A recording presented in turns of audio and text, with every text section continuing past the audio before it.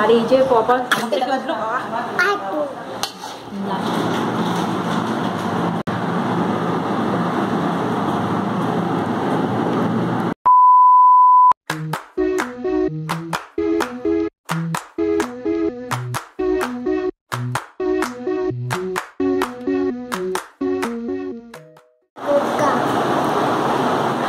আজকে আমাদের রান্না কি যেন হচ্ছে পাচন। হ্যাঁ, আজকে আমাদের চৈত্র সংক্রান্তিতে পাচন রান্না হচ্ছে।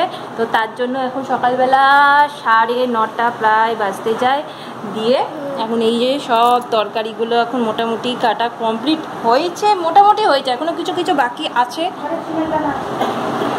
আর এই যে পপা ঘুম থেকে উঠলো, ঘুম থেকে উঠে ওকে আমি সব পরিষ্কার টরিষ্কার করে এলাম। এই যে এখানে রান্না হচ্ছে, ডাল হয়েছে, আর এখানে কচুর শাক সেদ্ধ হচ্ছে। ছিমের দানা আমাদের মেয়ে নিয়ে হচ্ছে, ছিমের দানা মেয়ে নিয়ে হচ্ছে ছিমের দানা। আমার অবস্থা খারাপ, সকালবেলা সবার অবস্থাই খারাপই থাকে। তো এখানে কত রকম, ঠিক আছে, এখানে একজন খালি গায়ে ঘুরে বেড়াচ্ছে, আর এখানে আমাদের রান্না চলছে আজকের পাচন। এটা হচ্ছে শিমের দানা বাটা, মানে ছাড়ানো, খোসা ছাড়ানো, নারকেল কোড়া। এখানে এত বড় একটা গামলার মধ্যে সব তরকারিটা এখন না কষানো হচ্ছে। এখানে ডাঁটা রয়েছে, কচুর শাক বাকি, এখনো অনেক কিছু বাকি, গামলায় ভরবে না, গামলায় ভরানো মুশকিল।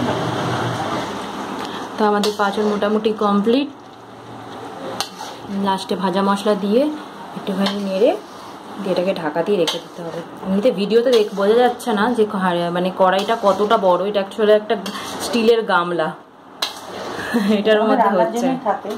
হ্যাঁ, এটা ইভেনদের এই স্পেশাল এই পাচনের রান্নার জন্যই কড়াই, মানে এই গামলাটা থাকে। এটা কত বড় হবে এই গামলাটা ওজন? এটা 2 কেজির জলে জলে খিচুড়ি হয়।